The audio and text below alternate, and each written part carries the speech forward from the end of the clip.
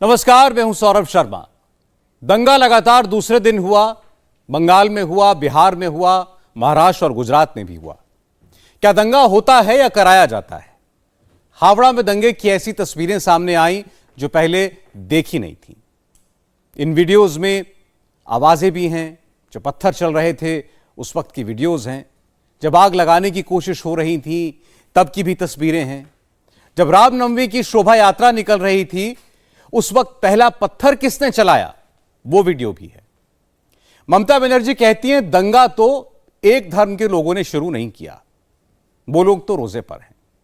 तो क्या दंगा दूसरी तरफ से शुरू हुआ? क्या नेताओं ने दंगा करवाया या फिर हिंदू मुसलमान के नाम पर ही दंगा अपने आप हो गया? दंगे की हकीकत क्या है, पूरी एक्सक्लूसिव रिपोर्ट आपके सामने रखते हैं। हावड़ा, वडोदरा, संभाजीनगर, इन तीनों लोकेशंस पर दंगों का खतरनाक गेम किसने शुरू किया? दंगाइयों को एक्टिवेट करने वाला रिमोट कंट्रोल किसके हाथ में दिखा? किसने ऑर्डर दिया? किसने ऑर्डर लिया? बंगाल में दंगाई कैमरे पर दिखे, डंडे लहराते दिखे। उन्हें डंडा पकड़ाने वाला कौन था? हावड़ा में इधर पुलिस उधर दंगाई। पुलिस पीछे हटने को कहे, दंगाई आगे बढ़ने पर अड़े। गिन के 4-5 गली, हर गली में हजारों दंगाई। इसी बीच किसी ने उकसाने वाला ट्रिगर दबाया और अचानक दंगाइयों ने हमला कर दिया। भीड़ जो है काफी है और यहाँ पर लोग जो है वो इकट्ठा हो रखे हैं काफी संख्या में। और अभी यहाँ से पुलिस जो है आगे उपद्रवियों को, पुलिस जो है वहाँ पे काफी लोग जो हैं वो यहाँ पर काफी आक्रामक है। और यहाँ से जो है मीडिया को भी एक तरीके से खदेड़ा जा रहा है और मीडिया को कहा जा रहा है कि आप यहाँ से बाहर जाइए। और देखिए तमाम लोगों को यहाँ से भीड़ जो है वो खदेड़ रही है। और उसके बाद जो है भीड़ यहाँ से आगे की ओर खदेड़ते हुए पंकज मीडिया के कैमरा पर्सन्स को पकड़ के पीटने की कोशिश यहाँ पर की जा रही है। और इसलिए यहाँ से देखिए ये कैमरा पर्सन है, इनको पूरी तरह से मारा है। उनके काफी बुरी तरह से यहाँ पर अटैक क्या है? चलो चलो चलो चलो, भागो भागो भागो भागो।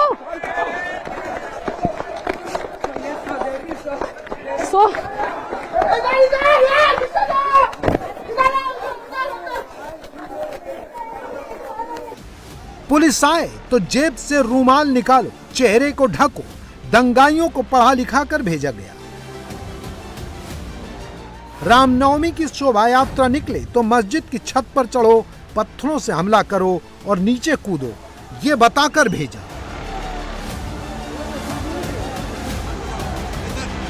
सबसे चौंकाने वाली बात यह कि पथराव जो पीछे मस्जिद दिख रही है वहाँ इस मस्जिद से पथराव हो रहा है और इसके वीडियोस सामने हैं, उससे पुष्टि हो रही है कि मस्जिद के अंदर से लोग इस धार्मिक यात्रा पर, इस शोभा यात्रा पर पथराव कर रहे हैं। यहाँ पे देखिए इस छपरे पे चढ़ के एक आदमी पत्थर फेंक रहा था जो पुलिस के देखते ही कूद के नीचे मस्जिद में चला जाता है। लेकिन उससे भी ज़्यादा जो तस्वीर चौंकाने वाली थी वो ये थी कि पीछे अगर आप देखें तो एक शेड बना हुआ है मस्जिद के पास, जो छत बनी हुई है उसमें, इस बिल्डिंग की, ये भी मस्जिद का ही प्रीमाइसेस है। और यहाँ से लगातार 4-5 लोग आप देखेंगे उस वीडियो में लगातार पत्थर बरसाते हुए नजर आ रहे हैं। तो ये तभी पॉसिबल हो सकता है कि अगर उनके पास पत्थर वहाँ पे स्टोर करके रखे हुए हैं।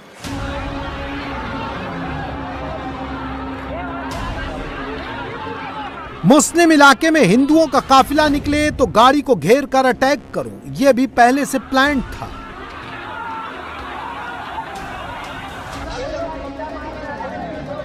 घर की छत पर चढ़ो और पहले से जमा किए पत्थर नीचे फेंको।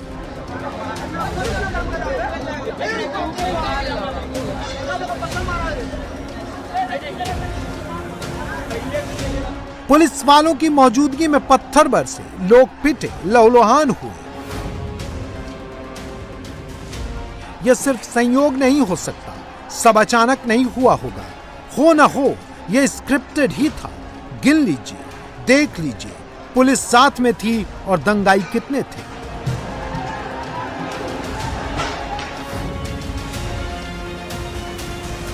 कैसे देखिए लड़ रहे, देखिए हे शिव गुरु महादेव। कितना अच्छा रैली जा रहा था, बताइए कितना कैसे हुआ अचानक से? अचानक से पत्थर मारने लगा लोग, सब के सब मिलके। हम लोग को, हम तो बच गए, एक आदमी हमको बचा के बोले तुम जाओ, पहले तुम जाओ। हम लोग रैली में जा रहे थे, देखिए कैसे मार रहा है लोग पत्थर। दंगाई गेट खोलकर कॉलोनी में घुसे। गेट खोलने वाले दो थे। गेट खोल दिया, मम्मी वो लोग अंदर आ रहे हैं, पापा को बोलो। Oh shit. अरे भैया,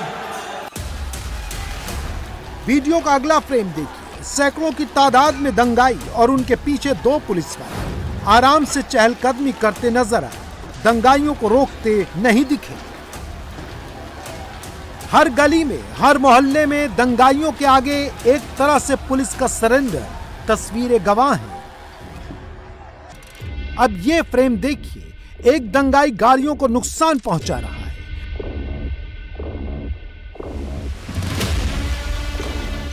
और उस एक दंगाई के ठीक पीछे सैकड़ों दंगाई बाकायदा पुलिस प्रोटेक्शन में दंगों को अंजाम देते हुए दिख रहे हैं। तो क्या ये स्टेट कंट्रोल्ड हिंसा थी? क्या दंगाइयों को आउट ऑफ कंट्रोल होने का ऑर्डर था? क्या हावड़ा में दंगाइयों को काबू में करने के लिए पुलिस आई? अगर हां, तो फिर पुलिस की गाड़ियां वहां से क्यों हटा दी गई? सवाल बड़ा है। दंगों का सच इसी में छिपा है। पुलिस आया हुआ था, पुलिस का 6 गाड़ी 6 का 6 गायब है। रैफ वाले लोग खड़े हुए हैं यहाँ पे, लेकिन सिर्फ तमाशा ही देख रहे हैं। पूरा हावड़ा बंद है, पूरा हावड़ा बंद हो गया है। सब दुकानें वुकानें सब बंद हो गई है। सिर्फ पुलिस आ रही है, वो भी देख के सिर्फ चेहरा देख रही है, सिर्फ चेहरा देख रही है, सिर्फ चेहरा देख रही है। भयंकर दंगा हुआ है, कुछ नहीं होने वाले। लोग सब रोड में सब कुछ फेंक रहे हैं। कितना लोग निकला है, पूरा बस्ती आ गया है। ये पहले हम तेरे को खबर ला के दिया कि 2-2, 3-3 तल्ला तक फेंक रहे हैं, कांच का बोतल, पत्थर। पूरा श्री अपार्टमेंट तोड़ेगा लगता है। मंदिर भी तोड़ रहा है, मंदिर में भी पत्थर और फेंक रहा है, अपना शंकर जी का मंदिर में। और ये जो राम जी का झंडा है, ये भी सब तोड़ रहा है। और ये पुलिस रैफ कुछ नहीं कर रहा है। हावड़ा में एक घर की छत से रिकॉर्ड किया गया ये वीडियो ध्यान से देखिए। दंगाइयों ने कैसे चारों ओर से घेर कर हिंदुओं को टारगेट किया। दंगाइयों की पूरी भीड़ ने इकट्ठा होकर गली पर हमला किया। लोग रोते रहे, कांपते रहे। पुलिस कहीं नहीं दिखी, और जो पुलिस दिखी उसे गौर से देखिए। गिन के 3 से 4 पुलिस वाले थे और दंगाई हजारों। घुस गया।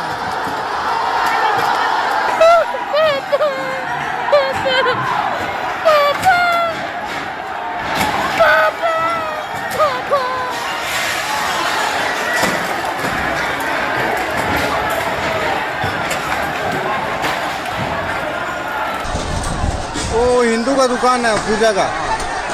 अब मंदिर है, पत्थर मारा मंदिर के अंदर पत्थर मारा। देखिए पुलिस साथ में चल रही है, देखिए पुलिस कुछ नहीं कर रही है। मंदिर वाले का दुकान तोड़ दिया। पुलिस कुछ नहीं, भाग रही है पुलिस, कुछ नहीं कर रही है पुलिस। गेट के तोड़ने की कोशिश कर रहे थे गेट खुल गया। अरे नहीं खुलेगा। खुल गया गेट खुल गया।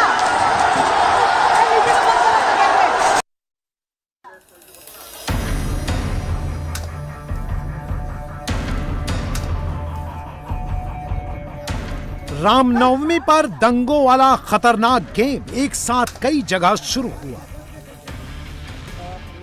एक लोकेशन गुजरात का वडोदरा भी था। पुलिस जब पत्थरबाजों पर शिकंजा कसने पहुंची, धर पकड़ को पहुंची।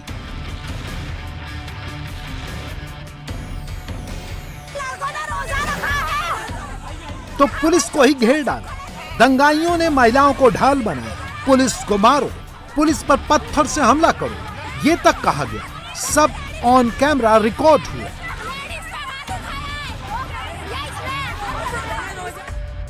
रोजा रखा है, यहाँ पर चुपचाप सब खड़े थे।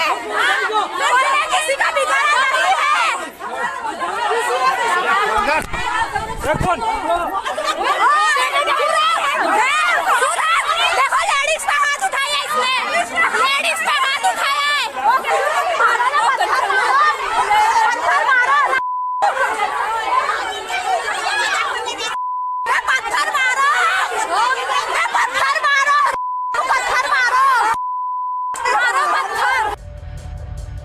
यह पूरा प्लान सुनियोजित था। महाराष्ट्र के संभाजी नगर का यह सीसीटीवी फुटेज इसका सबूत है। मंदिर पर हमला करने वाले दंगाई पूरी तैयारी के साथ आए थे। काउंट कीजिए, जितने भी दंगाई दिख रहे हैं सबने अपने चेहरे पर रूमाल चढ़ा रखे थे, मास्क लगा रखा था। पुलिस पहचान न पाए इसलिए सीसीटीवी को भी नुकसान पहुंचाया गया। और इतने कम समय के अंदर इतने प्रोफेशनल तरीके से वो कौन लड़के थे जिन्होंने इतना परफेक्ट तरीके से, कई ऐसे लड़के भी थे जिनको आप इजीली आइडेंटिफाई कर सकते थे उनका हुलिया देखकर कि ये महल्ले का लड़का है जिसने अपने जेब से दस्ती निकाला, मुंह पे कपड़ा बांधा और उसने है तो ये हिंसा की। लेकिन कुछ उसमें ऐसे नौजवान भी नज़र आ रहे थे कि मैं नहीं समझता हूँ कि उनका ताल्लुक़ है तो ना तो उस इलाके से होगा ना हमारे शहर से होगा। धार्मिक जुलूस को टारगेट करके दंगों वाली ये स्क्रिप्ट उस प्लॉट का हिस्सा है जिसमें ये नैरेटिव बिल्ड करने की कोशिश हो रही है कि कम्युनल कौन है, सेकुलर कौन है। इस तरह के वाकयात हो गए, ये दुर्भाग्यपूर्ण है। इसमें देखना पड़ेगा कि ताली हमेशा दोनों हाथों से बजती है। अगर मस्जिद के आगे या जहाँ नमाज हो रही है बहुत हुड़दंग हो रहा है तो एक हद तक इंसान बर्दाश्त करता है, उसके बाद एतराज़ करता है। अचानक सब बातें नहीं हो जाती हैं। आप क्या समझ रहे हैं, क्या मुसलमान ज़बरदस्ती रामनवमी के जुलूस पे पथराव कर देगा? ये अकल में आने वाली बात है क्या? उनका सर थोड़ी फिर ये आके पथराव करेंगे। वो कोई ना कोई बात होती ज़रूर है। ममता की पार्टी पहले एक वीडियो दिखाती है, दंगों के लिए बीजेपी को कसूरवार ठहराती है। फिर 1 मिनट के भीतर टीएमसी की सोशल मीडिया टीम एक्टिव होती है। वही वीडियो हर टाइमलाइन पर घूमने लगता है। फिर दीदी की पार्टी के नेता एक्टिव होते हैं। डेरेक ओब्रायन बीजेपी को दंगों का मास्टरमाइंड बता देते हैं। अभिषेक बनर्जी ट्विटर पर आकर दंगाबाजी फॉर्मूला बताते हैं। लेकिन बंगाल की पुलिस ने कैसे एक्ट किया, कैसे रिएक्ट किया, ये नहीं बताते। कांग्रेस के नेता एक स्टेप आगे चले जाते हैं। दंगे होते नहीं, दंगे कराए जाते हैं, ऐसे शब्द लिखकर इशारा बीजेपी की तरफ करते हैं। जवाब में बीजेपी एक साथ बैक टू बैक 4 वीडियो जारी करती है। किसने उकसाया, किसने भड़काया, किसने हिंसा का मैसेज भिजवाया, सबूत के साथ बताती है। मेरा हाथ में एक सीडी रहेगा, काल का जो हादसा हुआ है उसका सीडी मेरा हाथ में रहेगा। ये काल पूरा रात जितना भी हमारी हिंदू जागरण मंच का लीडरशिप है, जितना भी वीएचपी का कार्यकर्ता है, बजरंग दल का कार्यकर्ता है और जो युवा मोर्चा का कार्यकर्ता है, सबका घर तोड़ा ये लोग।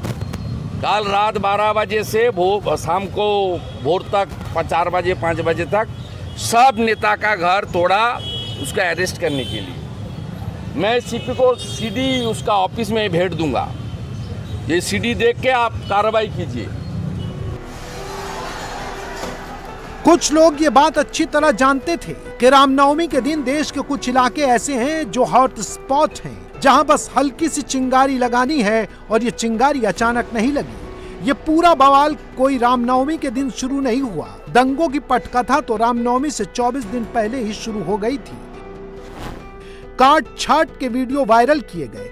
व्हाट्सएप यूनिवर्सिटी से अलग अलग वीडियोस अलग अलग लोकेशन पर सबके मोबाइल पर पहुंचाए गए। मौलाना ब्रिगेड को एक्टिव किया गया। महाराष्ट्र के मुफ्ती का पोस्टर आया। मुसलमानों पर भगवा आतंकी हमले जैसा टेक्स्ट फिट करके वीडियो बनाया गया, फैलाया गया। गौर से सुनिएगा इस मुफ्ती ने मुसलमानों को हमले के लिए कैसे उकसाया। इस वक्त मुल्क के तकरीबन 4 बड़े बड़े इलाकों से खबरें आ रही है कि भगवा आतंकवादियों ने किस तरीके से माहौल को खराब किया।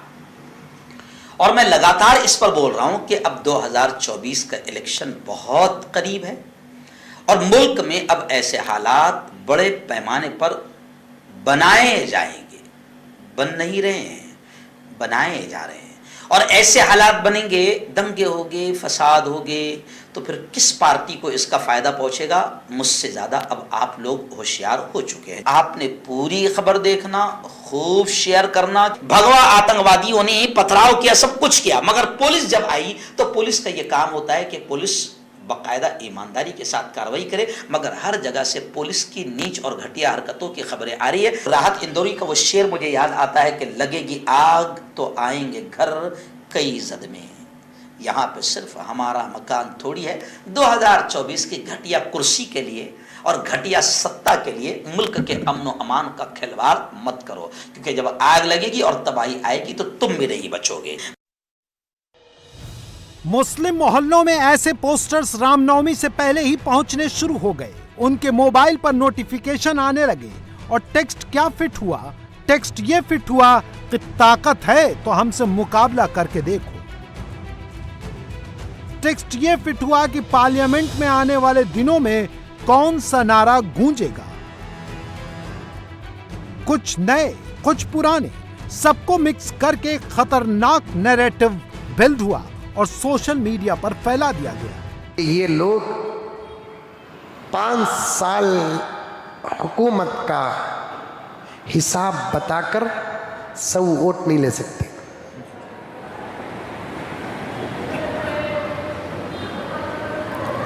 अपनी खिदमत बताकर जब वोट लेने की ताकत नहीं रहती तो ऐसे बुज़दिल कुत्तों की तरह भोगते।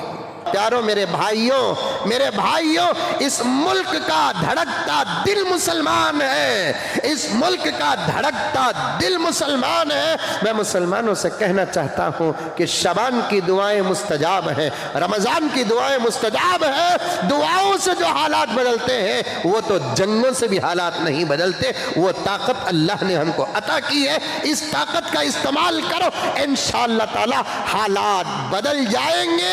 वो दौर आएगा जिस दौर का इंतजार हमको है, और वो दौर आएगा जो दौर हमारे से पहले लोगों के सरों पे गुजरा है। इन दरिंदों को तकलीफ हर मुसलमान से होती है। तुम गोश्त नहीं खा सकते, तुम टोपी नहीं पहन सकते, तुम दाढ़ी नहीं रख सकते, तुम दुपट्टा नहीं ओढ़ सकती, वो हिजाब नहीं पहन सकती। तुम सिर्फ एक नारा भी लगाओ तो कई लोगों के चूल्हे हिल जाएं, कई लोगों के तख्त हिलने लगे।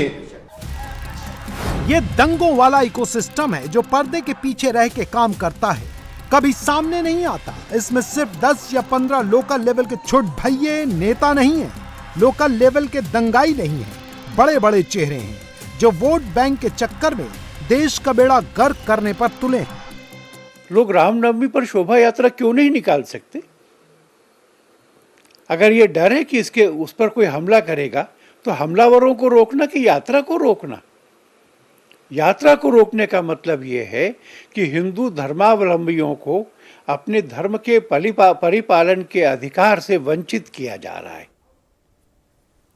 ममता बनर्जी के भतीजे अभिषेक बनर्जी मीडिया से बहुत कम बात करते हैं, लेकिन आज उन्होंने शायद अपनी सबसे लंबी प्रेस कॉन्फ्रेंस की। ममता के भतीजे ने अमित शाह का नाम लिया, एक बार नहीं 3 बार नाम लिया। अभिषेक बनर्जी ने हावड़ा दंगे की क्रोनोलॉजी समझाने की कोशिश की, और सच में क्रोनोलॉजी है क्या? हावड़ा दंगे के बाद अमित शाह ने पश्चिम बंगाल के गवर्नर से बात की, बीजेपी नेताओं से बात की और दंगे की असली रिपोर्ट मांगी। कैमरे पर जो लोग पत्थर चलाते हुए दिख रहे हैं, ममता बनर्जी ने उनको क्लीन चिट दे दी है। तो फिर सही कौन बोल रहा है, झूठ कौन, सच छिपा कौन रहा है? नेता तो आपको पूरा सच नहीं बताएंगे। इस रिपोर्ट में हम आपको कुछ बातें बताते हैं।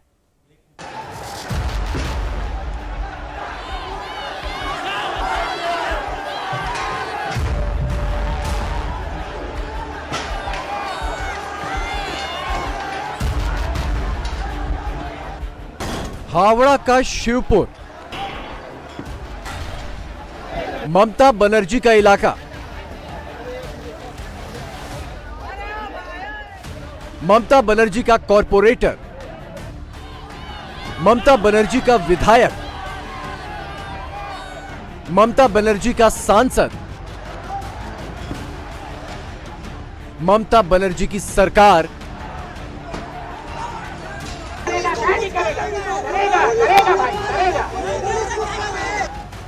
और ममता बनर्जी की पुलिस।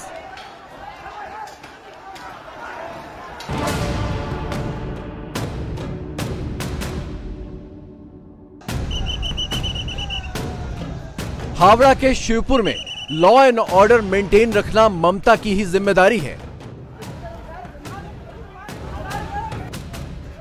मगर ममता कहती है कि बीजेपी वालों ने बाहर से गुंडे बुलाकर दंगे करा दिए।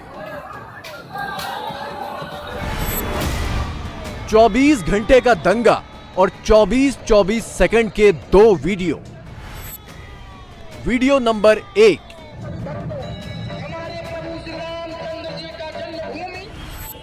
Video number 2। ममता बनर्जी की पार्टी ये 2 वीडियो दिखाकर कह रही है कि बीजेपी वाले तमंचा लेकर घूम रहे हैं। अब क्रोनोलॉजी समझ लीजिए कि पहले ये जाते हैं, अमित शाह से मिलते हैं, फिर बंगाल में वापस आता है, बीजेपी का स्टेज में जाके मीटिंग करता है और बोलता है टीवी में नजर रखना और अगला दिन दंगे होता है। तो कौन जिम्मेदार है इसके लिए? किसका कहने पे हुआ है? इसके लिए कौन जिम्मेदार है? और हर बार रामनवमी को क्यों? इतने फेस्टिवल्स होता है देश में,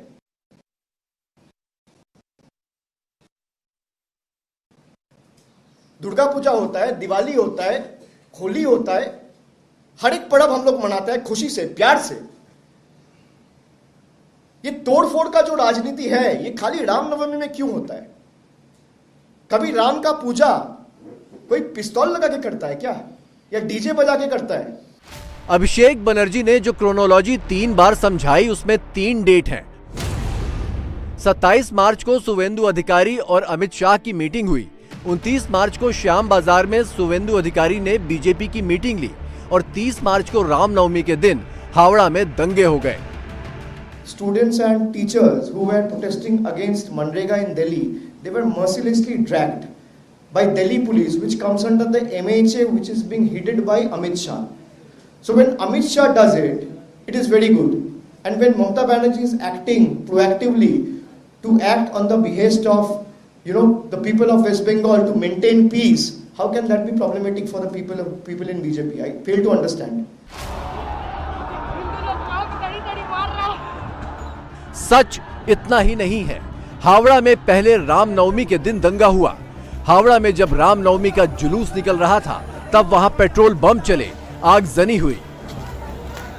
बहुत खराब है, नाजुक स्थिति है। पूरा एक वार्ड हाथ से निकल गया है। पुलिस साइलेंट है, इतना पुलिस है उधर, पूरा साइलेंट है। 1 बजे से अभी तक चल रहा है। तोड़ फोड़, गुंडागर्दी, फंसा हुआ है बहुत आदमी। और सब जितना भी रियल एस्टेट है, जितना भी अपार्टमेंट है, सबका खत्म कर दिया। हावड़ा के शिवपुर में दूसरे दिन भी पत्थर चलते रहे।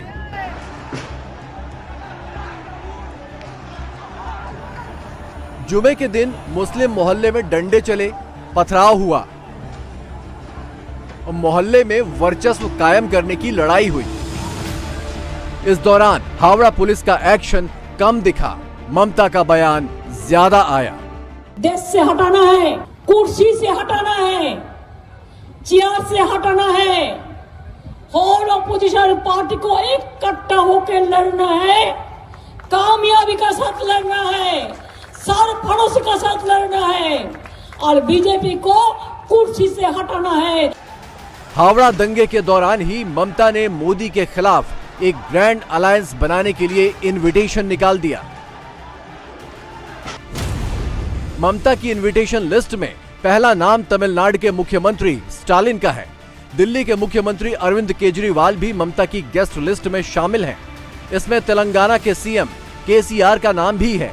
आंध्र प्रदेश के सीएम जगन को भी ममता से इनविटेशन मिला है। झारखंड के मुख्यमंत्री हेमंत सोरेन को भी ममता ने बुलाया है। ओडिशा के मुख्यमंत्री नवीन पटनायक, बिहार के मुख्यमंत्री नीतीश कुमार, महाराष्ट्र के पूर्व मुख्यमंत्री उद्धव ठाकरे, उत्तर प्रदेश के पूर्व मुख्यमंत्री अखिलेश यादव और तेजस्वी यादव। ममता बनर्जी ने इन सबको बुलाया है ताकि मिलकर बीजेपी से लड़ सकें। गौर कीजिए, ममता ने कांग्रेस को इनवाइट नहीं किया है। और इसके कोई इंटरेस्ट नहीं है कौन नेता बनेगा। ऐसा नहीं है कौन पोती कौन बनेगा, इसका पार्टा कौन नेता बनेगा, इसका लड़ाई नहीं है। ये लड़ाई है देश बचाने का। बीजेपी वर्सेस जनता का लड़ाई होगा। Everybody is the leader of this country, every citizen of this country is the leader. देश का जनता का साथ बीजेपी का लड़ाई होगा 1:1। राहुल गांधी की सांसदी जाने के बाद दिल्ली की अलायंस पॉलिटिक्स में ममता को इंजन से हटकर बोगी में शिफ्ट होना पड़ा था। हावड़ा दंगे के बाद ममता फिर से ड्राइविंग सीट पर आने के लिए रेडी हैं। बंगाल में पिछले कुछ महीनों से बीजेपी बहुत लो चल रही थी। रामनवमी के दिन दंगे के बाद उसके लिए भी माहौल बन गया है। यहाँ पेट्रोल बम एक्सप्लोशन हुआ, इसमें ये फीट केस पर एनआईए है। देश विरोधी ताकत का पूरा सीधा सीधा संपर्क है। ममता जी ध्रुवीकरण का राजनीति करता है, पुष्टिकरण का राजनीति करता है। बंगाल का माइनॉरिटी वोट ने ममता जी से खिंचक रहा था। अभी जो कर रहा है अपने जो वोट बैंक, वो वोट बैंक को ठीक रखने के लिए हमारी जो पीसफुल जनता है उसके ऊपर ये क्षति ला रहा है। इसको सहन नहीं किया जाएगा। हावड़ा में पत्थर किसने चलाए, तोड़फोड़ किसने की, पेट्रोल बम किसने चलाए, कैमरे में बहुत सारे सबूत कैद हुए हैं। शिवपुर में पहला पत्थर चलने के 24 घंटे बाद जब पुलिस फ्लैग मार्च करते हुए गलियों में दाखिल हुई, तब वहां चेहरों पर रुमाल बंधने लगे। एक तरफ भीड़, दूसरी तरफ पुलिस, एकदम आमने सामने, सब कुछ ऑन रिकॉर्ड। फिर गलियों के अंदर से फरमान आया, कैमरा हटाओ।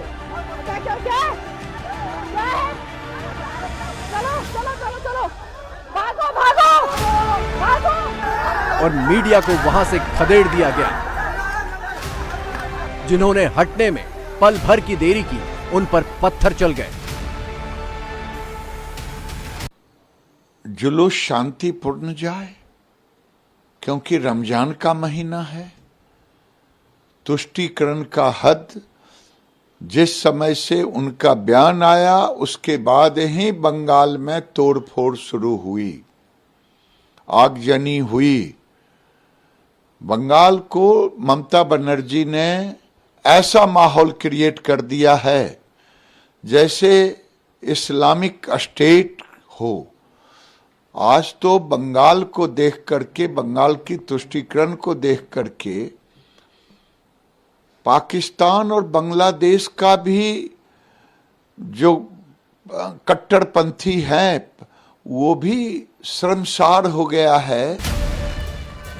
बंगाल में बीजेपी ने 2 महीने पहले इंटरनल सर्वे कराया था।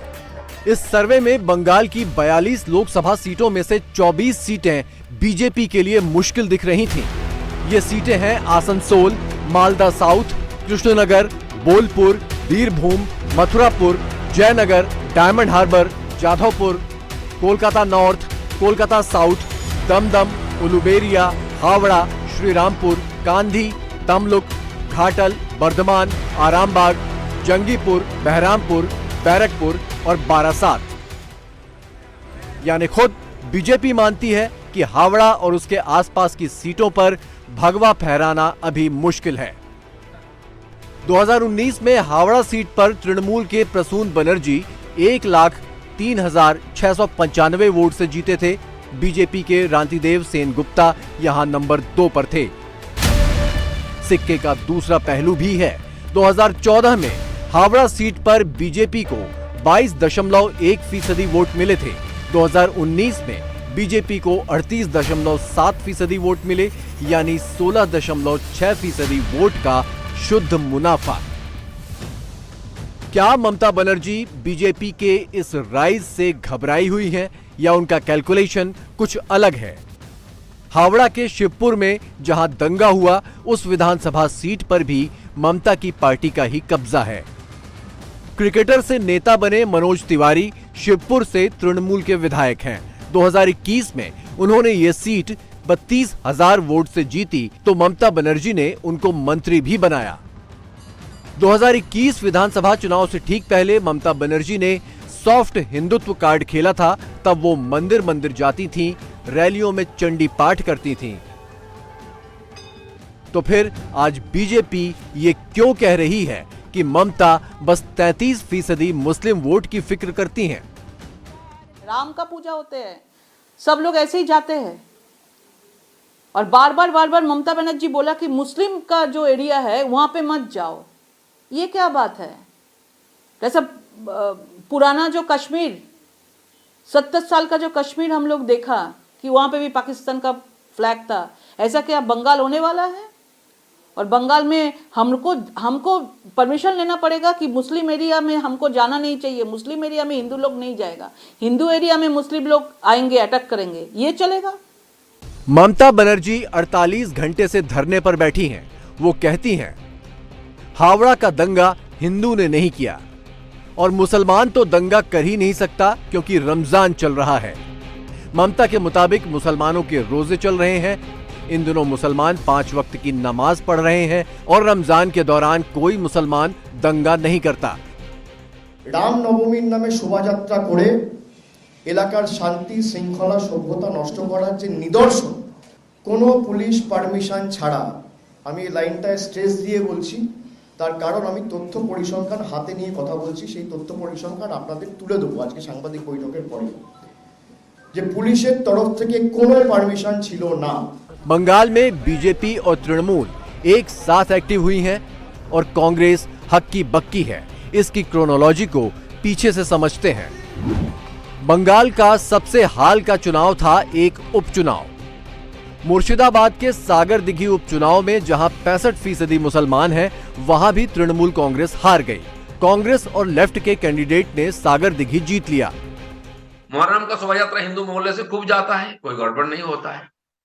तो आपको अगर लगता है कि वहां गड़बड़ हो सकता है, आपकी व्यवस्था लेनी चाहिए और फिर शोभा यात्रा ना निकले लोग। आप इनडायरेक्टली यही बोल रहे हैं आप मत निकलो, बाकी सब करेंगे।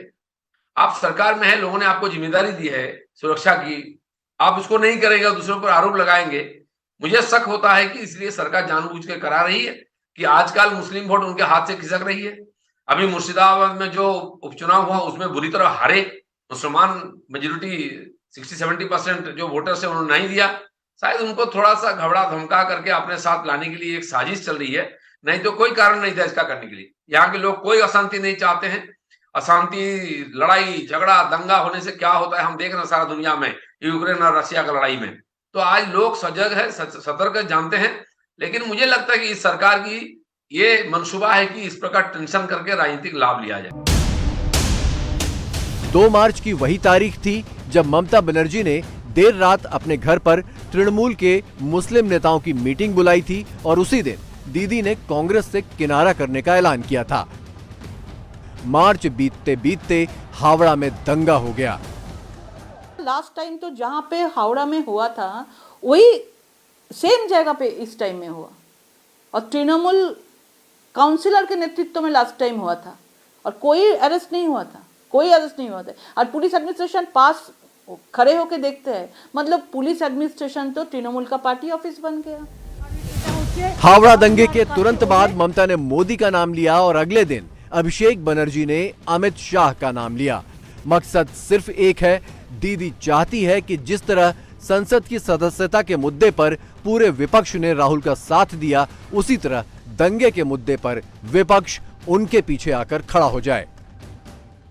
मुझे परेशानी हुई है बंगाल के मुख्यमंत्री का बयान सुन के। उन्होंने तो जैसे हमलावरों को सही ठहरा दिया और जिन पर हमला हुआ है उनको दोषी कह दिया। इस मनोवृत्ति से उनको एक समुदाय के वोट तो मिल सकते हैं पर राजधर्म का निर्वाह नहीं हो सकता।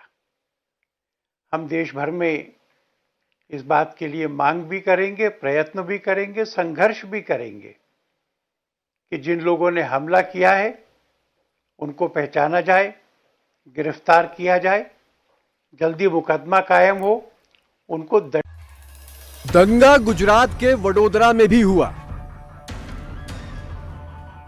महाराष्ट्र के संभाजीनगर, जलगांव और मुंबई के मालवाड़ी में भी पत्थर चले। बंगाल के अलावा बिहार के सासाराम और नालंदा में भी माहौल बिगड़ गया। बिहार में तो गोलियां भी चली। गुजरात में अभी कोई चुनाव नहीं होने वाले, महाराष्ट्र में भी अगले 12 महीने में वोट नहीं पड़ने वाले, बिहार में भी अभी कोई चुनाव नहीं है।